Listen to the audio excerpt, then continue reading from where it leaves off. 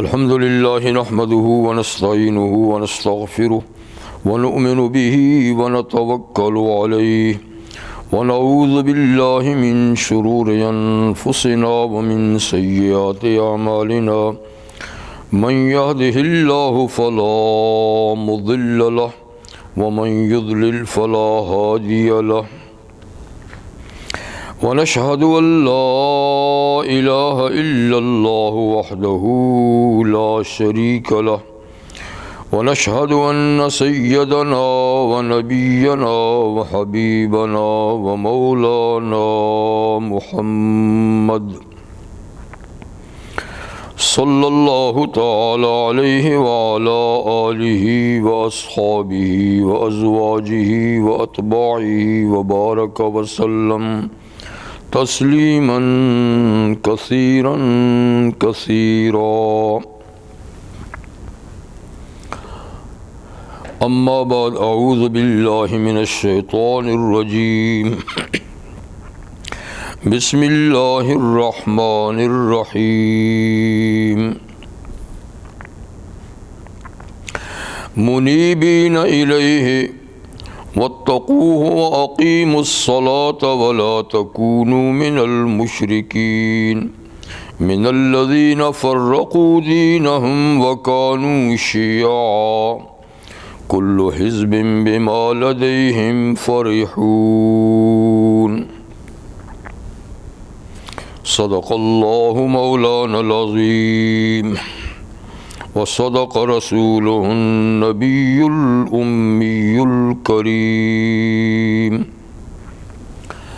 ونحن على ذلك لمن الشاهدين والشاكرين والحمد لله رب العالمين.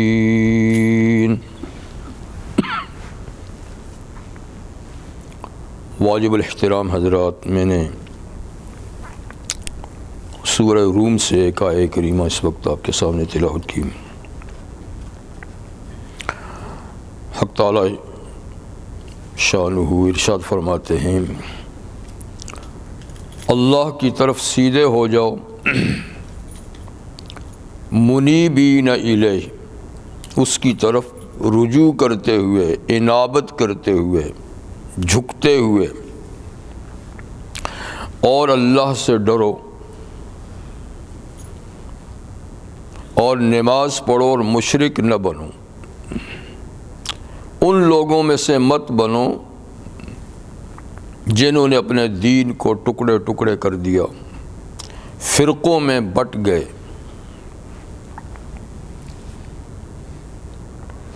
اور ہر فرقہ اپنے نظریات اور اپنے اعمال پر خوش ہو رہا ہے اور یہ سمجھتا ہے کہ صرف وہی حق پر ہے اور باقی سب باطل پر ہیں.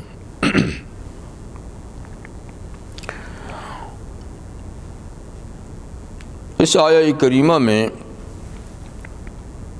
فرمایا گیا ہے کہ نماز پڑھو، مشرک نہ بنو. نماز جس کے لیے ہم یہاں حاضر ہیں، اسلام کا ستون ہے. یعنی اگر اسلام کو کسی عمارت سے تشبیہ دی جائے، کسی بلڈنگ سے تشبیہ دی جائے، تو نماز کی حیثیت اس کے مرکزی پلر کی طرح ہے.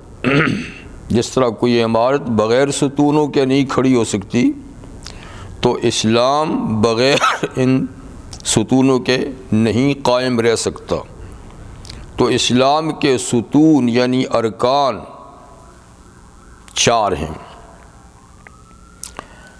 نماز، روزہ، حج اور زکوٰۃ. یعنی اعمال تو اور بھی بہت سارے ہیں، لیکن ان 4 کو مرکزیت حاصل ہے. اور ان 4 میں پھر نماز کو سب سے زیادہ اہمیت حاصل ہے. قرآن حکیم میں جتنا ذکر، احادیث میں جتنی تاکید نماز کے بارے میں آئی ہے، اتنی کسی دوسرے عمل کے بارے میں نہیں آئی.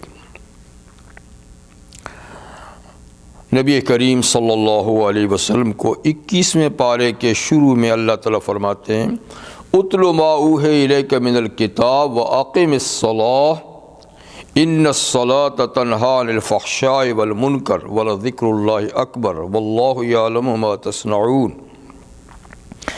کہ محبوب پیغمبر صلی اللہ علیہ وآلہ وسلم اتل ما اوحی الیک من الکتاب، جتنی وحی آپ پر کتاب کی آ چکی ہے اس کو امت کو پڑھ کے سنائیں۔ یعنی جتنی وحی، جتنا قرآن آیا ہے اور جتنا آ رہا ہے اس کو امت کو پڑھ کے سنائیں تاکہ وہ اللہ تعالیٰ کے احکامات سے باخبر ہو۔ اور دوسرا کام یہ کریں کہ اقیم الصلاۃ، نماز قائم کریں، اس لیے کہ تبلیغ دین میں جتنی مؤثر نماز ہے اتنی کوئی دوسری چیز نہیں۔ تو وہ دو چیزوں کا حکم دیا گیا، ایک دین کی تبلیغ کریں اور اس کی بنیاد ہے کتاب اللہ، یعنی قرآن حکیم کی تلاوت کریں، وحی کی تلاوت کریں، یہ سب سے مؤثر طریقہ ہے تبلیغ کا۔ اور دوسرا کام یہ کہ آپ نماز پڑھیں تو اس کام میں سہولت ہوگی۔ ان الصلاۃ تنہی عن الفحشاء والمنکر، اور نماز کا ایک فائدہ اللہ تعالیٰ نے بیان فرمایا کہ نماز آدمی کو منکرات اور بے حیائی کے کاموں سے یعنی گناہوں کے کاموں سے بچاتی ہے۔ یعنی نماز کی حالت ایسی ہے کہ وہ آدمی کو گناہوں کے پاس نہیں جانے دیتی۔ بحالت نماز آدمی گناہ کے قریب نہیں جاتا، تو جتنی دیر نماز میں ہوگا گناہوں سے بچا رہے گا، یہ تو ہوتا ہی ہوتا ہے۔ اور باقی اگر صحیح معنی میں نماز پڑھی جائے تو باقی زندگی میں بھی نماز آدمی کو گناہوں سے بچاتی ہے۔ اگر وہ صحیح شعور کے ساتھ، سمجھ کے ساتھ نماز پڑھے تو باقی زندگی بھی اس کی گناہوں سے پاک ہو سکتی ہے، لیکن کم سے کم جتنی دیر نماز میں ہے تو گناہوں سے تو بچا رہتا ہے۔ اور یہ اللہ کے ذکر کی تاثیر ہے۔ تو بہرحال نماز کو بڑی اہمیت حاصل ہے۔ تو اس آیہ کریمہ میں فرمایا جو میں نے پہلے تلاوت کی کہ نماز پڑھو، مشرک نہ بنو۔ اس کا واضح اور سیدھا سیدھا معنی یہ ہے کہ نماز نہ پڑھنا مشرکانہ عمل ہے۔ اور اسی وجہ سے ائمہ اربعہ، چار بڑے اماموں میں سے امام احمد رحمہ اللہ اس شخص کو کافر کہتے ہیں جو قصداً نماز نہیں پڑھتا۔ جان بوجھ کے اگر کوئی آدمی نماز نہیں پڑھتا تو امام احمد کہتے ہیں مرتد ہو گیا، کافر ہو گیا، واجب القتل ہے، حکومت کو چاہیے کہ اس کو مار ڈالے، قتل کر دے۔ تو کتنا بڑا جرم ہے یعنی نماز کا نہ پڑھنا۔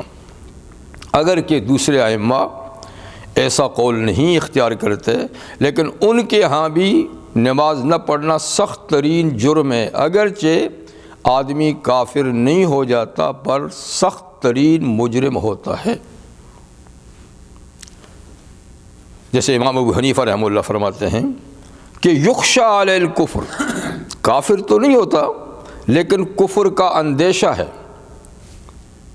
کہ جو قصداً نماز نہیں پڑھتا تو ہو سکتا ہے کسی وقت بھی وہ کفر کی سرحد کو پار کر دے۔ اس لیے کہ نبی کریم صلی اللہ علیہ وسلم کا ارشاد ہے کہ بین العبد، بندے اور کفر کے درمیان، بین العبد والکفر ترک الصلاۃ، مومن اور کافر کے درمیان فرق کرنے والی چیز نماز ہے۔ کافر نماز نہیں پڑھتا، مومن نماز پڑھتا ہے، اسی سے دونوں کا فرق ہے۔ اب اگر مومن بھی نماز پڑھنی چھوڑ دے تو پھر فرق ختم ہو گیا۔ اور نبی کریم علیہ السلام نے فرمایا الصلاۃ عماد الدین، نماز دین کا ستون ہے جس پہ دین کی عمارت قائم ہے۔ من اقام الصلاۃ فقد اقام الدین ومن ترکہا فقد ہدم الدین، جس نے نماز قائم کی اس نے جیسے دین کی عمارت کو قائم کیا، اور جس نے نماز چھوڑ دی جیسے کہ اس نے دین کی عمارت کو گرا دیا۔ تو دین کی عمارت کا گرانا یہ بغاوت ہے، اور باغی کی سزا پھر وہی ہے۔ باغی کی سزا پھر وہی ہے۔ اب نماز قصدن نہ پڑھنا،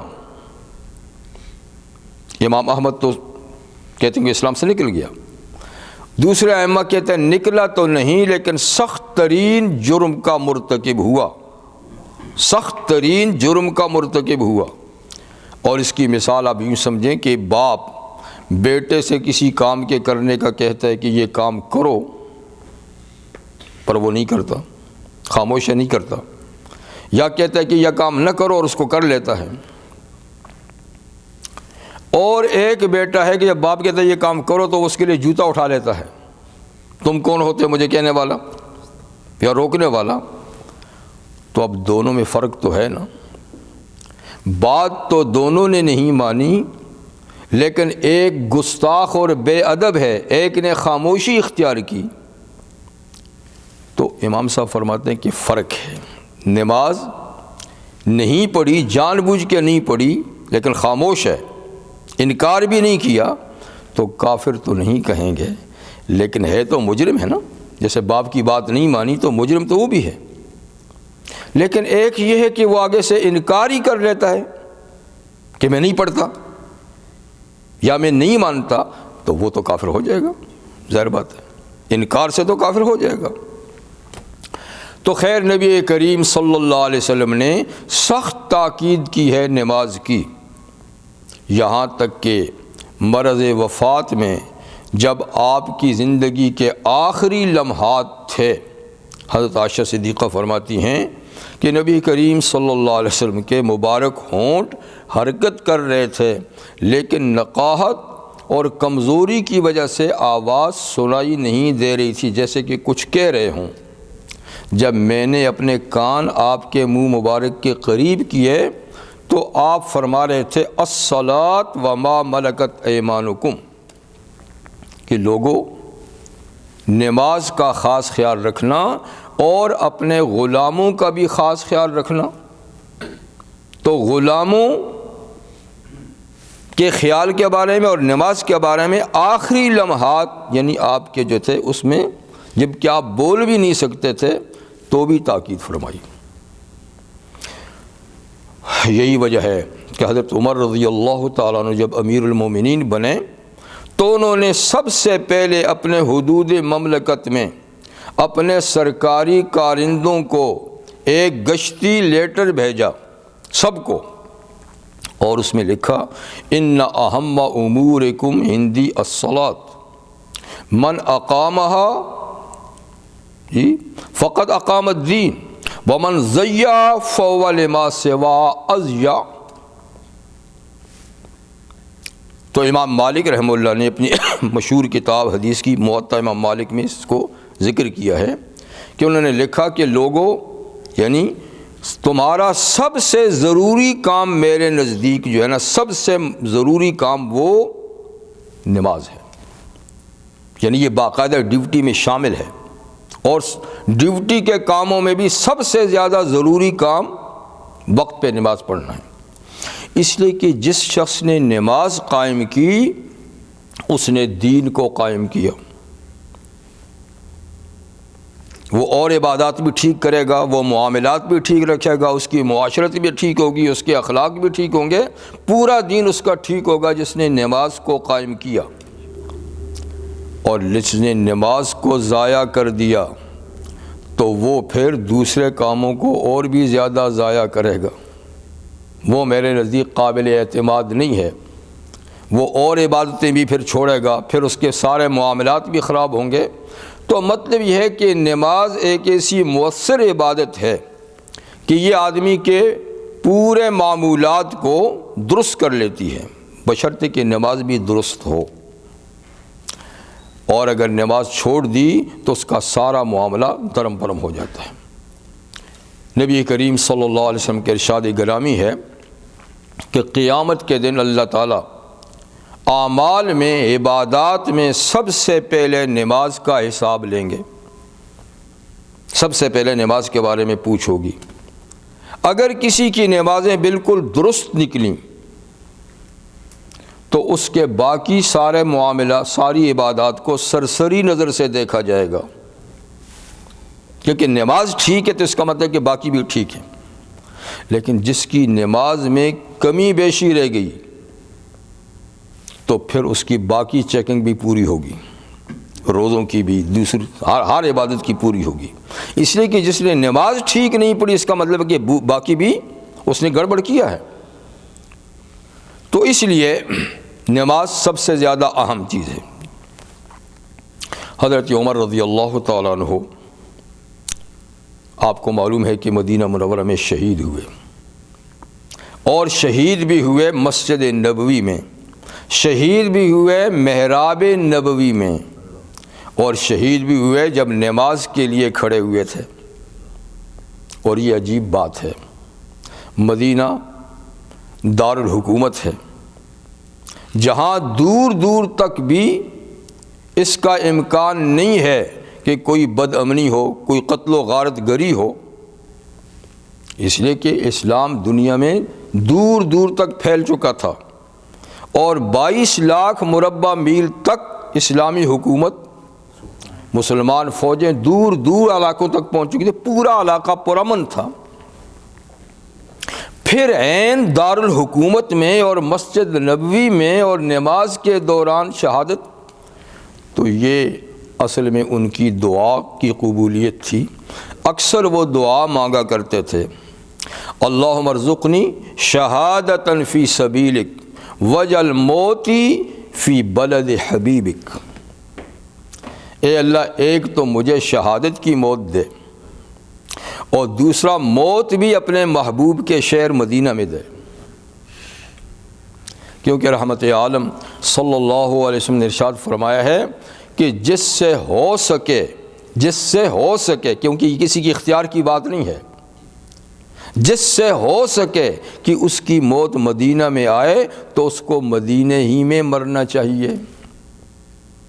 اس لیے کہ جو مدینہ میں مرا ایمان کی سلامتی کے ساتھ تو اس کی میں سفارش کروں گا. جی اب یہ حضور صلی اللہ علیہ وسلم کا ارشاد ہے. اب موت کہاں آنی ہے یہ تو اللہ جانتا ہے، کس حالت میں آنی ہے، کہاں آنی ہے. لیکن حضور نے فرمایا کہ اگر آدمی کوشش کرے اپنی طرف سے کہ میری موت یہاں آئے، کوشش وہ کرے، باقی تو اللہ جانتے کہ اس کی موت کہاں آئے گی. تو اسی وجہ سے حضرت عمر دعا کرتے تھے کہ یا اللہ مجھے ایک تو موت شہادت کی دے کہ جو افضل الموت قتل الشہداء، جتنی بھی موت ہے اس میں بہترین موت وہ ہے جو شہید کی موت ہے، جو دشمن کے ہاتھوں سے قتل ہو. تو بہترین موت دے، اور دے بھی مدینہ منورہ میں. تو حضرت عمر چونکہ بڑی شان والے صحابی تھے، اللہ نے ان کی دعا قبول کی. اب اگرچہ وہاں امکانات نہیں تھے لیکن اللہ نے اسباب پیدا کر دیے. اسباب ایسے پیدا ہو گئے کہ مغیرہ بن شعبہ رضی اللہ تعالیٰ عنہ ایک جلیل القدر صحابی ہیں، ان کا ایک مجوسی غلام تھا ابو لولو. تو مدینہ منورہ میں غیر مسلموں کی اقامت کی اجازت نہیں تھی. جیسے اب بھی حرمین میں غیر مسلموں کا داخلہ بند ہے، تو حرمین میں حضرت عمر کے زمانے بھی انہوں نے پابندی لگی تھی کہ غیر مسلم یہاں نہیں رہے گا. لیکن حضرت مغیرہ نے کہا کہ سفارش کی اپنے غلام کے بارے میں کہ یہ بڑا اچھا کاریگر ہے اور بڑے مفید کام کرتا ہے، اگر آپ اس کو خصوصی پرمٹ اجازت دے دے رہنے کا تو یہ مسلمانوں کے کام آئے گا.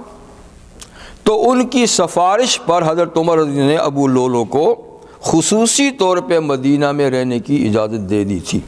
تو یہ واحد مشرک اور کافر تھا، مجوسی تھا جو مدینہ میں رہ رہا تھا. بہرحال اس نے اپنے آقا کی ایک دفعہ سے شکایت کی حضرت عمر کے سامنے کہ یہ مجھ سے ٹیکس زیادہ لیتا ہے، حضرت مغیرہ مجھ سے ٹیکس زیادہ لیتے ہیں. آپ نے فرمایا کہ تو پیشہ کیا کرتا ہے، کام کیا ہے؟ اس نے کام بتایا کہ میں ایسے ایسے کام کرتا ہوں. آپ نے فرمایا کہ تیرے ان کاموں کی مناسبت سے ٹیکس کوئی زیادہ نہیں ہے، یعنی جتنے تو کام کرتا ہے، جتنی تیری کمائی ہے اس کے مقابلے میں تو ٹیکس معمولی ہے. اس نے کہا امیر المومنین آپ ہر ایک کے بارے میں انصاف کرتے ہیں لیکن میرے بارے میں انصاف نہیں کیا. یہ بات کہہ کے چلا گیا. حالانکہ حضرت عمر انصاف نہیں کرتے تو کون کرتا ہے؟ لیکن بہرحال پھر ایک دفعہ ایسا ہوا کہ حضرت عمر رضی اللہ عنہ کو پتہ چلا کہ یہ ایک بہترین چکی بناتا ہے، تو اس کو کہا کہ مجھے بھی ایک بنا کر۔ اس نے کہا امیر المومنین آپ کو تو ایسی چکی بنا کے دوں گا کہ دنیا یاد رکھے گی۔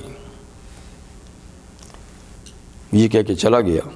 حضرت عمر نے کہا کہ یہ مجھے قتل کی دھمکی دے گیا ہے، یہ مجھے قتل کی دھمکی دے گیا ہے، لیکن پھر بھی پکڑ دھکڑ نہیں کی۔ آپ سمجھ گئے اس کی بات سے، کیونکہ پہلے بھی کہہ گیا تھا آپ نے انصاف نہیں کیا، اب کہہ رہا تھا ایسی چکی بناؤں گا کہ دنیا یاد رکھے گی، تو فرمایا کہ یہ اصل میں دھمکی دے گیا ہے۔ لیکن وہاں جب تک کوئی جرم ہوتا نہیں تھا پکڑ دھکڑ نہیں ہوتی تھی، اور یہاں تو نہیں بھی جرم تو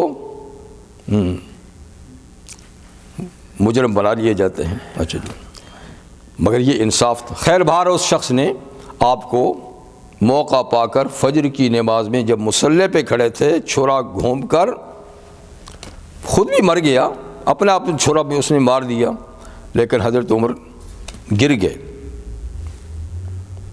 زخمی ہو گئے، اور زخمی ہونے کے باوجود 2 دن آپ زندہ رہے، لیکن آپ نماز باقاعدہ بیٹھ کر تیمم کر کے نماز پڑھتے رہے، اور فرمایا کرتے تھے لا حظ فی الاسلام لمن ترک الصلاۃ، جو نماز چھوڑ دے اس کا اسلام میں کوئی حصہ ہی نہیں ہے، جو نماز چھوڑ دے اس کا اسلام میں کوئی حصہ ہی نہیں ہے۔ اور فرمایا کرتے تھے ظلوم لنفسی غیر انی مسلم اصلی صلاۃ کلھا واصوم، کہتے ہیں میں اپنے اوپر بڑا ظلم کرنے والا ہوں، مطلب کہ بہت گناہ ہیں، یہ ان کی کثر نفسی کی بات ہے، کثر نفسی کی بات ہے، تواضع کی بات ہے کہ میں اپنے اوپر بہت ظلم کرنے والا ہوں، یعنی بڑے مجھ سے گناہ ہوتے ہیں، لیکن اتنی بات تو ہے کہ میں مسلمان ہوں، اصلی صلاۃ کلھا، اور سب نمازیں پڑھتا ہوں، پوری نمازیں پڑھتا ہوں، نماز نہیں چھوڑتا، واصوم، اور پورے روزے بھی رکھتا ہوں، روزہ بھی نہیں چھوڑتا۔ تو خیر حضرت عمر رضی اللہ تعالیٰ عنہ کہتے ہیں کہ نماز پڑھتے تھے، والجرح یصب دمن، اور زخموں سے خون بہتا رہتا تھا، پھر بھی آپ تیمم کر کے نماز پڑھتے تھے، اس لیے کہ نماز کسی حال میں بھی معاف نہیں ہے۔ بیمار ہیں، کھڑے نہیں ہو سکتے، بیٹھ کے پڑھیں، بیٹھ نہیں سکتے تو لیٹ کے پڑھیں، رکوع سجدہ نہیں کر سکتے تو اشارے سے پڑھیں، پانی استعمال نہیں کر سکتے تو تیمم کر کے پڑھیں، لیکن نماز کی رخصت نہیں ہے۔ روزہ سفر میں نہیں رکھ سکتے تو اجازت ہے، لیکن نماز سفر میں بھی پڑھنی ہے، اگرچہ قصر ہے لیکن پڑھنی ضرور ہے۔ تو بہرحال نماز بڑی اہمیت والی عبادت ہے جس کی کسی حال میں بھی چھٹی نہیں ہے، لیکن افسوس کی بات ہے کہ آج امت مسلمہ میں کتنے لوگ نمازی ہیں، یا ہم لوگ خود کتنی نمازوں کی پابندی کرتے ہیں، یہ بات سوچنے کی اور فکر کی ہے کہ ایک امام تو جان بوجھ کے نماز کے نہ پڑھنے کو کفر ہی بتاتا ہے، تو بات بڑی آسان نہیں ہے، بڑی مشکل ہے۔ تو بہرحال مدینہ منورہ کی موت، شہادت کی موت، یہ دونوں اہم ترین موتیں ہیں جس کا سوال حضرت عمر نے کیا، ٹھیک ہے نا۔ حضرت عمر رضی اللہ تعالیٰ عنہ کے زمانے میں بڑی فتوحات ہوئیں، جس میں مصر بھی فتح ہوا۔ مصر اس زمانے میں بہت ہی متمدن ملک تھا اور بہت زیادہ سرسبز و شاداب علاقہ تھا، لیکن مصر پہ جب مسلمانوں نے چڑھائی کی، فوج گئی، عمرو بن عاص رضی اللہ عنہ فوج کے کمانڈر تھے، 1 مہینہ گزر گیا تو مصر فتح نہ ہوا۔ حالانکہ اتنی دیر کسی علاقے میں فتح کے لیے نہیں لگی تھی. انہوں نے مرکز کو خط لکھا کہ مہینہ ہو گیا ہے فتح نہیں ہو رہا. تو حضرت عمر رضی اللہ تعالیٰ عنہ نے جواب میں خط لکھا کہ دیکھو فتح نہ ہونے کے اسباب 3 ہو سکتے ہیں. یا تو مصر کے باغات سبزہ اور خوشحالی اور اس کے محلات بلڈنگیں، اس کا لالچ تمہارے دلوں میں پیدا ہو گیا، اس لیے فتح نہیں ہو رہی. اس لیے اللہ تعالیٰ کی مدد رک گئی کہ مال و دولت کی اور خوشحالی کی لالچ تمہارے دلوں میں پیدا ہوگی. اور یہ لالچ تو فطرتی ہے، مال کی لالچ انسان کے دل میں فطرتی ہے، لیکن اس کے حصول کے طریقے بعض درست ہیں بعض درست نہیں ہیں. حضرت حکیم بن حزام رضی اللہ تعالیٰ ایک جلیل القدر صحابی ہیں، اور یہ وہ صحابی ہیں کہ جب مکہ مکرمہ میں نبی کریم صلی اللہ علیہ وسلم اور آپ کے خاندان کا مکہ والوں نے بائیکاٹ کیا تھا، اور ایک گھاٹی شیب ابی طالب میں پورا کنبہ آپ کا محصور ہو گیا تھا، کھانے پینے کی چیزیں بھی لے جانے پہ پابندی تھی. 3 سال تک حضور کا محاصرہ رہا پورے خاندان کے ساتھ. یہی حکیم بن حزام تھے کہ چھپ چھپا کر اندھیرے میں رات کو کسی وقت بھی موقع پا کر کچھ نہ کچھ چیزیں وہاں پہنچا دیتے تھے کھانے پینے کی، ورنہ دن دہاڑے کسی کی مجال نہیں تھی کہ کوئی چیز وہاں پر پہنچائے. نہ وہ لوگ باہر آ سکتے ہیں، نہ باہر سے کوئی وہاں جا سکتا ہے، مکمل بائیکاٹ. تو خیر مدینہ منورہ میں جب تشریف لائے، آزادی حاصل ہوئی، حالات بدلتے رہتے ہیں. کچھ ایسے حالات ہوئے کہ یہ ضرورت مند ہو گئے، رحمت عالم صلی اللہ علیہ وسلم کی خدمت میں آئے، عرض کی کہ آقا ضرورت مند ہوں. آپ نے کچھ ان کو دیا. کچھ دنوں کے بعد پھر آئے کہ ضرورت مند ہوں، آپ نے پھر دیا. پھر آئے تو آپ نے پھر دیا. پھر حضور صلی اللہ علیہ وسلم نے فرمایا کہ حکیم دیکھو یہ مال بڑا سرسبز و شاداب ہے اور بڑا میٹھا ہے، ٹھیک ہے، اگر یہ بغیر طلب کے مل جائے، بغیر طلب کے مل جائے تو ٹھیک ہے، لیکن اگر اس کو مانگا جائے تو کبھی آدمی سیر نہیں ہوتا. اگر آدمی اس کی لالچ رکھے تو کبھی، مولانا رومی رحمۃ اللہ علیہ فرماتے ہیں نا، گفت چشم تنگ دنیا دار را، یا قناعت پر کند یا خاک گور.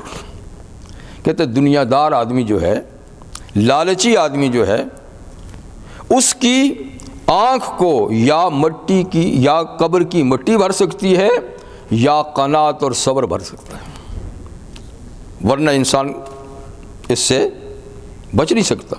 تو نبی کریم صلی اللہ علیہ وسلم نے ارشاد فرمایا کہ حکیم اگر یہ بغیر مانگے مل جائے، بغیر لالچ کے مل جائے تو ٹھیک ہے، لیکن اگر اس کی لالچ کی جائے تو کبھی آدمی سیر نہیں ہوتا. اور فرمایا الید العلیٰ خیر من الید السفلیٰ. دیکھ حکیم اوپر کا ہاتھ نیچے کے ہاتھ سے اچھا ہے، یعنی دینے والا ہاتھ لینے والے ہاتھ سے اچھا ہے. تو مقصد یہ کہ اگر آپ قناعت کریں گے تو صحابہ تو منشا رسالت کو سمجھتے تھے کہ حضور کیا چاہتے ہیں. انہوں نے فوراً کہا کہ آقا بس آج کے بعد کسی سے کچھ نہیں لوں گا، آج کے بعد کسی سے کچھ نہیں لوں گا، مطلب کہ کوئی دے گا تو بھی نہیں لوں گا. لیکن یہ نہیں کہا کہ آپ سے نہیں لوں گا، اس لیے کہ یہ تو پھر گستاخی اور بے ادبی ہے. مطلب آپ کچھ دیں گے تو یہ تو بابرکت چیز ہوگی، ٹھیک ہے، لیکن آپ کے علاوہ میں کسی سے کچھ نہیں لوں گا. اور اپنے عہد کے اتنے پکے رہے کہ حضرت ابوبکر صدیق، حضرت عمر کے زمانے میں جب مال غنیمت آتا اور صحابہ میں تقسیم ہوتا تو حضرت حکیم کو بھی بلایا جاتا کہ آؤ اپنا حصہ لے لو، تو یہ نہیں جاتے تھے، کہتے میں نہیں لیتا، حالانکہ ان کا باقاعدہ حصہ ہوتا تھا، جائز حصہ۔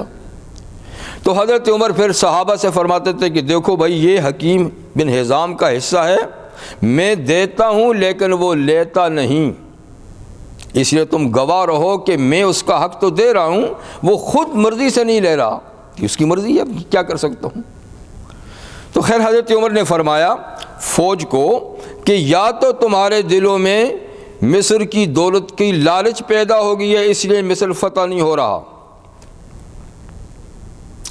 یا دوسری بات یہ ہے کہ تمہارے اندر جہاد کا اخلاص ختم ہو گیا ہے، اس لیے کہ جو لوگ اخلاص سے خدا کی رضا کے لیے بغیر کسی ملک گیری یا دولت مندی کے لیے جنگ کرتے ہیں، صرف اللہ کا کلمہ بلند کرنے کے لیے، تو اللہ اس کی مدد کرتا ہے۔ تو تمہارے اندر یا تو اخلاص کم ہو گیا، یا تیسری بات یہ ہے کہ تم نے نبی کریم علیہ السلام کی کوئی سنت چھوڑ دی ہے، اس لیے کہ آقا کی سنتوں میں بھی اتنی برکات ہیں کہ ہر سنت ایک مستقل اسلحہ ہے، ایک سنت بھی ایک اسلحہ کا درجہ رکھتی ہے۔ تو تم دیکھ لو ان تین چیزوں میں کیا ہے جو رکاوٹ ہے فتح کے لیے۔ جب یہ لیٹر گیا جمعے کا دن تھا، اسی طرح پوری فوج کو آپ نے جمع کیا، حضرت عمرو بن عاص نے، اور حضرت عمر رضی اللہ عنہ کا وہ خط پڑھ کے سنایا کہ دیکھو مرکز سے یہ خط آیا ہے، اور فرماتے ہیں کہ فتح نہ ہونے کی یہ تین وجوہات میں سے کوئی وجہ ہو سکتی ہے، اب تم لوگ خود جائزہ لو کہ کون سی چیز تمہارے اندر ایسی پیدا ہوئی کہ فتح نہیں ہو رہی، خود جائزہ لو، اور اگر ان تین چیزوں میں سے کوئی چیز ہے، ایک یا دو یا تینوں، تو سچی توبہ کرو تاکہ فتح کا دروازہ کھلے۔ خیر توبہ تو سبھی حضرات نے کر دی، چاہے گناہ ہو نہ ہو، توبہ تو ہر وقت کرنی ہی چاہیے، لیکن ایک فوجی دستے نے کہا کہ جناب ہم نے تو مسواک والی سنت چھوڑی ہوئی ہے کئی دنوں سے، وضو تو کرتے ہیں لیکن مسواک نہیں کرتے۔ تو انہوں نے کہا بس اب مسواک شروع کر دوں، تو سب نے چھوڑی ہوئی تھی، تو انہوں نے سب نے مسواک شروع کر دی۔ تو دشمن کے گماشتے، آپ کو پتہ ہے نا، جاسوس تو فوجوں میں پھرتے رہتے ہیں نا، جائزہ لیتے رہتے ہیں۔ اب دشمن کے لوگ دیکھ رہے تھے، اب ایک پورے فوجی دستے نے جب مسواکیں لے کر شروع کر دی تو ان کی سمجھ میں بات نہیں کہ یہ کیا ہو رہا ہے، وہ تو نہیں جانتے تھے کہ یہ مسلمانوں کی کوئی عبادت کی سنت ہے۔ انہوں نے جو لکڑیاں منہ پہ پھیرتے دیکھیں تو فوراً بھاگ کے اپنی فوج میں گئے، انہوں نے کہا کہ آج تو مسلمانوں کے تیور بدلے ہوئے ہیں، وہ تو دانت تیز کر رہے تھے، معلوم ہوا کہ وہ سخت غصے میں، اور آج تو وہ چبا ڈالیں گے سب کو۔ ایسی خبر جب فوج میں پہنچتی ہے، خوفناک دشناک، تو ان کے حوصلے پست ہو جاتے ہیں۔ جب حوصلے پست ہو جائیں تو سمجھ لیں ان کو پھر شکست ہو جاتی ہے۔ خیر انہوں نے سب نے توبہ کی، مسواک بھی کی، نماز بھی پڑھی، اور اللہ کا نام لے کر اب جو انہوں نے حملہ کیا تو مصر فتح ہو گیا۔ تو بات بڑی نہیں، لیکن مسواک کوئی فرض واجب تو نہیں ہے، اور سنت مستحب ہے، کیونکہ اس کے بغیر یہ کہ وضو نہ ہو ایسی بات بھی نہیں ہے، سنت مستحب ہے، لیکن اللہ نے اس کی بھی کتنی برکات کا اظہار فرمایا۔ تو رحمت عالم صلی اللہ علیہ وسلم کے ارشاد گرامی ہے کہ نماز تو بڑی اہم بات ہے، نماز کے مقدمات اور شرائط میں ایک شرط ہے وضو، طہارت۔ جی تو نماز تو بڑی اعلیٰ اور افضل عبادت ہے، صرف اس کی جو شرائط میں سے وضو ہے اس کے اتنے برکات ہیں کہ پیغمبر کریم علیہ السلام فرماتے ہیں کہ جب بندہ وضو کرتا ہے، جب ہاتھ دھوتا ہے تو ہاتھ کے گناہ گر جاتے ہیں، جب کلی کرتا ہے تو منہ کے صغیرہ گناہ، جب چہرہ دھوتا ہے تو چہرے کے صغیرہ گناہ یعنی آنکھوں کے، زبان کے، اور پاؤں دھوتا ہے، سر پہ مسح کرتا ہے، تو جن جن اعضاء کو طہارت میں دھوتا ہے ان کے گناہ بھی ساتھ ساتھ گرتے چلے جاتے ہیں. حالانکہ وضو خود مقصود نہیں ہے، خود مقصود نہیں ہے. اور رحمت عالم صلی اللہ علیہ وسلم نے ارشاد فرمایا کہ یہ وضو نماز کی ایک شرط ہے، لیکن فرمایا الوضو صلاح المومن، وضو مومن کا ہتھیار ہے. دشمن کے ہتھیار تو بندوق ہے، توپ ہے، بم ہیں جی، لیکن مومن کا ہتھیار فرمایا کہ وضو ہے. یعنی اس کے اندر بھی اللہ نے اتنی تاثیر رکھی ہے کہ یہ ایک اسلحہ کا کام کر سکتا ہے. ایک اور چیز کو حضور نے فرمایا کہ وہ بھی مومن کا ہتھیار ہے، فرمایا الدعاء صلاح المومن، اللہ سے مانگنا یہ بھی مومن کا اسلحہ ہے. ظاہر بات ہے کہ دعا میں اللہ سے التجا کی جاتی ہے کہ وہ دشمن پہ فتح دے، وہ ہماری طرف سے کافی ہو جائے، اور جس کے ساتھ اللہ ہو جائے تو وہ پھر کب ناکام ہو سکتا ہے. تو مومن دعا پر زیادہ اعتماد کرتا ہے اور باقی جو اسلحے ہیں ان پہ کم اعتماد کرتا ہے، اس لیے کہ باقی اسلحہ تو دشمن کے پاس بھی ہے، بلکہ دشمن کے پاس تو ہم سے زیادہ اچھا اسلحہ موجود ہے. اگر ہم اسلحے کے بلبوتے پہ کامیاب ہوں تو پھر مشکل ہے. ایک تو ہمارے پاس کم ہے، دوسرا عمدہ بھی نہیں، لیکن ہمارے پاس ایک ایسا اسلحہ ہے جو دشمن کے پاس نہیں ہے، اور وہ ہے اللہ سے مانگنا. آپ کو معلوم ہے کہ کفر اسلام کی سب سے پہلی جنگ بدر میں مسلمانوں کو کامیابی کس چیز سے حاصل ہوئی؟ وہ رحمت عالم صلی اللہ علیہ وسلم کی رات بھر دعاؤں سے. ورنہ فوج کتنی تھی، کتنی مختصر، اور اسلحہ اس سے بھی زیادہ مختصر. چند ٹوٹی پھوٹی تلواریں جی، کسی کے پاس پتھر، کسی کے پاس لاٹھی، اور دوسری طرف سے فوج بھی زیادہ اور سب مسلح. لیکن اللہ تعالیٰ نے ایسا روب ڈالا ان کے دلوں میں کہ وہ شکست کھا گئے. اس لیے کہ ساری رات نبی کریم علیہ السلام اللہ سے دعا مانگتے رہے. تو الدعاء صلاح المومن، ایک تو دعا مومن کا اسلحہ ہے.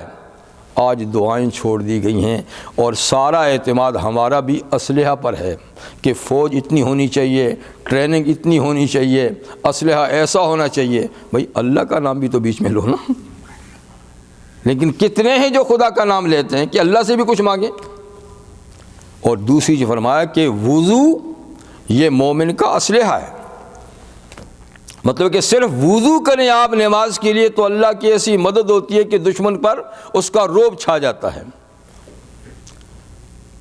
مشہور واقعہ ہے، ملا جیون رحمہ اللہ ایک بڑے پائے کے عالم اور صوفی منش آدمی تھے، اور یہ سلطان عالمگیر اورنگزیب کے زمانے میں ان کے بیٹوں کے اتالیق اور استاد بھی تھے. ان کے بیٹے ان سے پڑھتے تھے، اور ان کی بڑی ان کی عزت اور منزلت تھی، قدر و منزلت بھی تھی. لیکن بادشاہ پھر بادشاہ ہوتے، خود عالمگیر بھی تو بڑے اچھے عالم تھے، بڑے نیک پارسا تھے، لیکن بادشاہت پھر بادشاہت ہے. ایک مرتبہ کسی وجہ سے وہ ناراض ہو گئے ملا جیون رحمہ اللہ پر. پولیس کو کہا کہ جاؤ ان کو گرفتار کر کے لے آؤ. ان کو جب پتہ چلا تو انہوں نے کہا کہ بھائی میرا لوٹا لے آؤ پانی کا. لوگوں نے کہا حضرت آپ کی گرفتاری کا آرڈر ہو چکا ہے، ابھی پولیس آنے والی ہے، لوٹے سے کیا کر رہے ہیں؟ کہا تم بس لوٹا لاؤ. اس لیے کہ نبی کریم علیہ السلام نے فرمایا کہ الوضو صلاح المومن. میرے پاس فوج نہیں ہے، میرے پاس پولیس نہیں ہے، میرے پاس بندوق نہیں ہے، تو میرے پاس تو وہی اسلحہ ہے جو آقا نے فرمایا ہے، تو میں وضو کرتا ہوں. حضور نے فرمایا کہ وضو مومن کا اسلحہ ہے، تو میں یہی مقابلہ میں لا سکتا ہوں اپنا اسلحہ. بیٹا عالمگیر کا سن رہا تھا تو وہ بھاگا گیا، باپ سے کہا ابو ملا جی نے بھی اپنا اسلحہ سنبھال لیا ہے جی، اس لیے آپ اپنی راہ بدلیں، کہیں تباہ برباد نہ ہو جائیں۔ انہوں نے بھی اپنا اسلحہ سنبھال لیا ہے، آپ نے فوج یا پولیس بھیجی ہے، وہ بھی اسلحہ لے چکے ہیں، خیال کیجئے گا۔ تو بادشاہ تو عالم تھا، متقی پرہیزگار بھی تھا، وہ فوراً سمجھ گیا تو اس نے پولیس واپس بلا لی۔ تو بھائی نماز تو بڑی بات ہے، وضو ہی مومن کا اسلحہ ہے، دعا ہی مومن کا اسلحہ ہے، لیکن افسوس کہ یہ چیزیں ہمیں یاد نہیں ہیں۔